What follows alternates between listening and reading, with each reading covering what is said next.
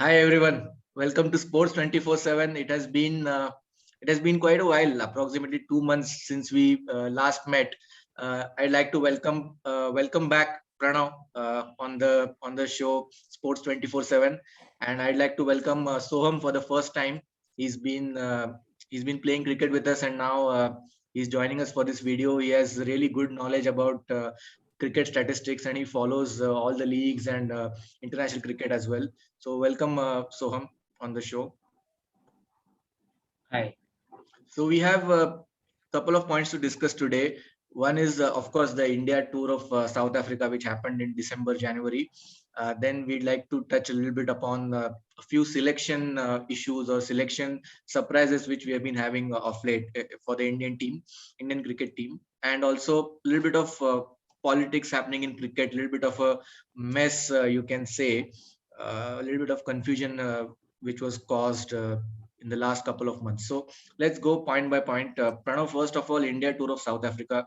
We've been watching India touring South Africa since 96, 97, and we've had a few chances, maybe a test match here and there, but we have never managed to win. And we had discussed before the series that this was probably the best chance for India to win, but somehow we were not able to conquer that final frontier, you can say, the last barrier. So how did you see the series? For me, we only had one good day, the first day of the first test. After that, we Yeah, didn't really win a single day in the test series. absolutely. Abhishek, it was a disastrous tour for India, to be honest, including the test matches as well as the whitewash in ODIs. So, once we won the first test match, I actually personally thought that we are going to win it 3-0 quite comfortably. But maybe due to overconfidence or maybe due to a lack of a proper test batting approach, I think we failed miserably in the second and third test match. I cannot blame our bowlers for not defending 200 plus runs in second and third test match, because the wicket in South Africa, they tend to get easier for batting as the test match progress, and they always had the luxury of time. So I cannot blame our bowlers at all, but I would say it was a complete failure of our batting unit. And if we have to put a little bit of blame, like 10 or 20% blame on the bowlers, the only thing you could say was, yes, they created chances. Uh, Maybe the luck didn't go our way, but they were lacking in a little bit of consistency. Like we were conceding runs, singles, and boundaries quite easily. And for the singles, we have to blame the captaincy as well, because if you give away easy singles by placing a deep point or a deep square leg, then that the onus is on the captain as well. Yeah. So I'm coming to you for the South Africa series.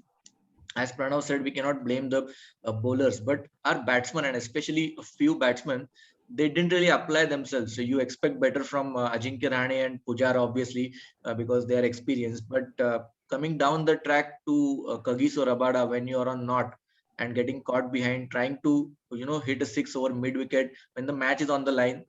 Uh, Again, the same thing happened in the World Test Championship, coming down the track to Kyle Jamieson. Of course, you know who I'm talking about. So how Yes. do you see that? So So first of all, we have a tendency to get out to left arm fast bowlers who are debuting in the series. Same happened with Jensen, and I think the problem is with the mentality in our team. Like first match we won, KL Rahul played brilliantly, but second match there was not application. Like as you know, Pant, he just came and he tried to smash the first ball which he came, and that resulted in his dismissal. At that time, even Gavaskar on commentary said he needs to apply.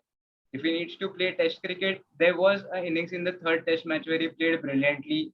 But then again, he will produce such innings. But if he wants to be a player of a longer caliber, he needs to stay at the crease and adapt to Test matches. And not only Pant, but even Rahane and Pujara, we have seen they have been consistently given chances, but they are not able to give consistent result. So I think, as you said, now is a point where we have a home series coming up. If we again give chances to Rahane and Pujara, there are high chances that they might score runs, but again we'll face same problems when we travel to Sena series. So I think it's the correct time to bring in a few youngsters like Surya Kumar Yadav and Shreyas Iyer who have been knocking the door, and maybe we build a team around them. And also Shubman Gill, isn't it? So because Shubman Gill was in the squad and he got injured, and then others replaced him. So it'll be good Yes. for him to play a few matches at home. And Pranav, that brings me to our like sort of the next point, because the selection issues. But before selection issues, the batting, Rishabh Pant. That's the most frustrating thing about him, isn't it? Because we all know he has talent and he can produce innings like Gabba, like Sydney, like even the last test here in South Africa. But when he does that, getting out to the first ball, even in one of the one days, he charged down the wicket, his first ball, and he got caught at deep point, and he got a death stare from Virat as well when he got out. So that was how do you see Rishabh Pant? I mean, is it a mental thing? Absolutely. I mean, Abhishek, to be honest, I don't know on a scale of 10 how much I can rate Pant. On a certain given day, he will play a gem of an innings, and on the next day, he can get out on a pretty loose ball or a pretty loose shot. So I still am personally unable to assess Rishabh Pant. Having said that, he is the best bet in India at the moment. I don't see any other coming quite close to him. Yes, Ishan Kishan is there, but Pant will say that he has centuries in England, Australia, South Africa. So we have to give an extended run to Pant, and hopefully he will be able to have a better mindset, and hopefully he will be able to just be a responsible test match batsman. So Pranav, Pujara and Rahane are now both 33 years old, and going forward, do you think that it's the end of the road for them, at least for now? And getting in Shubman Gill and a couple of other younger batsmen, someone like Hanuma Vihari, who's been, he's always been unfortunate to lose out on his spot in the team. So do you think this is the right time now, and just have to look forward? Yes, Abhishek, because our team, the management and the selectors, they have given a very long rope to Pujara as well as Rahane, considering their experience and whatever contribution they have done. But now I think it's the time for Shreyas Iyer, Shubman Gill, and Hanuma Vihari to occupy the spots in middle order. I personally see Shubman Gill as a purely middle order player. I don't know what the selectors or the captain's mindset is, but I do hope that he is given a long run in the middle order, and I see him as a proper 3 down or a 4 down batsman who has a good counter attacking skills, and I see him as a good potential playing at least 75-80 tests for India. Yeah, and he has a good technique, especially on the back foot. He just needs, I think, to improve his technique on the front foot outside the off stump, Yeah. because he doesn't lean forward, and that's why he gets caught behind or even bowled through the gate. But he's young; still has time to improve on his technique. But yes, I agree Yes. that number three, number four, he has to be in the middle order. I don't think his technique is really good enough to open, and Rahul and Rohit are opening. But on the selection issues, Pranav and Soham, Soham, coming to you, sometimes I feel in India. Uh, these selectors who are in the panel, like panel of three or five, whatever it is, they are people who themselves struggle to get selected during their playing days, and now they have become selectors. So why is it this kind of situation in India, where you see Ashwin getting selected after 3 or 4 years in limited overs format, and again now he's injured, but you don't know whether you're going to continue with him. Like, is he going to play 2023 World Cup, in which is happening in India? And Shikhar Dhawan, these are a couple of examples which baffle me. Like, again, bringing Bhuvneshwar Kumar back when he didn't look as if he has had enough cricket under his belt, and he just struggled. I mean, he was pedestrian. So what is your take on the whole selection thing? So my main issue is there is no consistency. Like, if you give a player a chance, then stick with him for at least 10-15 matches, and if he doesn't perform, then you drop him. So how do you see it, so? Spot on, Abhishek. So while the team for our T20 and ODI series just now was released, my first thought was, if there are two spinners, specifically Rahul Chahar and Varun Chakravarti, whom we are taking for a World Cup instead of Chahal, and now after the World Cup, we are not even giving them a chance. Like, that determines what was the mentality of the selectors to going into a world tournament where, if you are taking a spinner, you are not giving him a longer rope. And whatever team we played before the World Cup, those players didn't play. Specifically, Chahal was not there, and then surprisingly taking Ravi Ashwin. So there was no rhythm in our team. And now, if you see the spin combination is of Ravi Bishnoi. So it baffles me that what kind of selectors are thinking where, there's no consistency in what players we are picking. There are other good fast bowlers who are not getting chances. Like Avesh Khan is picked for this series, but how long are you going to persist with Bhuvaneshwar Kumar? Like Pranav and Abhishek, if you have seen the South Africa series, Bhuvaneshwar Kumar was not able to even trouble any of their batsmen. And still, he was bowling 7-8 overs, considering 10 runs per over. Yeah. So as you said, it baffles to me as to what their thinking process is. It's very difficult to comprehend and understand that. Or is there any thinking process in place in the first place? That's my question. And Ravichandran Ashwin, to bring him into the ODI and T20 format, even in Test cricket, I've seen him chase the ball to the boundary, and where there are 2 runs, people usually run 3 when Ashwin is behind the ball. They just knock the ball to mid on and mid off whenever he's there, and it's an easy single. So basically, in the field, he's already -10 or -15 on a normal day of Test cricket. And plus, with the bat, where there are 3, he runs 2. And when he's completing the second run, even before completing the second run, he puts his hand up like this, like VVS Lakshman, to say, "Okay, I'm done." So no third run is on. So it's frustrating to bat with him. Like if Kohli is running with him, he must be swearing under his breath that Ashwin is not running hard enough. So that baffles me. Like, how can you have such a guy in the ODI format unless he's picking 5 wickets every match or some great performance, which is not the case. So coming to another issue, Pranav, like after selection, because at the end of the day, everything starts with leadership. And currently with the BCCI leadership, with Saurav Ganguly and Jay Shah and the whole group, there has been controversy after controversy.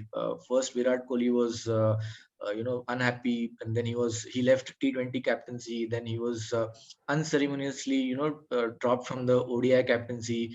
Then now he resigned from the Test captaincy. So what exactly is happening? Is there some like something going behind the scene, behind the curtains, to get Virat Kohli from the leadership out, get him out from the leadership position, or are things working against him, somebody working against him? What exactly is happening? Because that is not good, that you can see that on the field.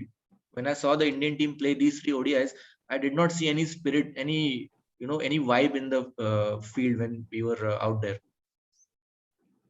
See, Abhishek, I see this as a transition phase for our cricket. I personally don't think that Saurav Ganguly is responsible for getting Virat out of captaincy, because Dada himself has been a captain for 5+ years. So he completely understands what a captain needs to do. And I think Kohli at 33, he personally still had about 2 to 3 years of captaincy left in him. But having left T20 captaincy just 10 days prior to World Cup, I think it was a right decision by BCCI or whoever took it to not let him captain the ODI. So because you need uniformity in captaincy. But if you consider his resignation from Test captaincy, I purely see it that Virat Kohli thought it was a last chance to conquer the South African land. That's just was left for him. He conquered Australia twice. He has almost conquered England. So that was the only country left where he had to win the Test series as a captain. So next time when we tour South Africa, he would be 36, 37 and probably not playing. So I think Virat decided to hang up his boots from captaincy, and personally it was a right decision, I think. So he now can concentrate on batting. Do you think, I felt that after the South Africa series, that it was more of an emotional decision? Like he was so emotionally drained, and especially aggressively going for it in the second and third test. A lot of things happening, speaking to the stump mic and all those kind of things. Sometimes you do tend to like cross the line a little bit, but I understand from Virat's point of view also, it was frustrating because you are so close to winning a series in South Africa and creating history, but somehow the bowlers were not able to get it done, and we didn't get enough runs. So going forward, But Abhishek, just one point during this discussion, like if you think about it, when Kohli decided he was stepping from the T20 captaincy, he wrote a post saying that he will still be continue as a ODI and Test captain. After that, if you look at the chronology of events after the World Cup, selectors rightly thought there should be one captain for one format. So they decided Rohit Sharma will be the ODI captain. After that, there was a lot of politics where, Saurav Ganguly came in the media and he said, I personally advised Kohli to not step from the T20 captaincy. Yes. Then Kohli in his press conference mentioned Contradicted that it. nobody came to me. Yeah. Then again, chairman of selection selectors gave a statement. So that somewhere in the back of my mind brings in a thought that there might be some politics running behind it. But as Pranav also rightly mentioned, that it might be an emotional thing. But yesterday only Ricky Ponting also gave a statement where he said that when he read Virat Kohli's statement, he was like, he spoke to Virat during the IPL, and Virat had longer plans for Test cricket. Like his main aim to step down from T20 was to focus on Test cricket and to lead India to greater laurels. So suddenly, in a span of 2-3 months, what has conspired behind the stage that a player like him, has taken such a decision? At one point, there is a thing that he is not getting the 71st, but apart from them, he is consistently scoring runs, and it's not like he's out of form. But then again, it's very difficult to understand what is happening behind the stage that it's leading to such decisions from his end. A couple of things, a couple of takeaways from what you said. So one is whatever is happening behind the scenes, it is just that I think it should have been handled in a better way, wherein you cannot have the BCCI president and the Indian captain coming in to the media and with contradicting statements and sequence of events, or somebody is saying this happened, someone is saying this did not happen. So that should have been sorted out off camera, without the media. And secondly, as Pranav said, Dada is the best person to know what happens when a captain is harassed by the system and thrown out. So we should have at least trust Dada, or he should understand Virat's position and at least have managed it in a better way. But when you're on the other side of the table, your perspective tends to change as well. So let's hope going forward that all these issues are sorted out, because at the end of the day, cricket on the field is more important rather than all these things off the field, but they affect what happens on the field. So I hope it is managed in a better way, and going forward, we are still not out of the World Test Championship race. We can win a lot of home matches and get back into the race, and very important test match coming up in England in July. So thank you all of you for sticking with us and watching this video hopefully till the end. And we'll be coming back soon with a couple of videos regarding the IPL, which is coming up. Auction is coming up.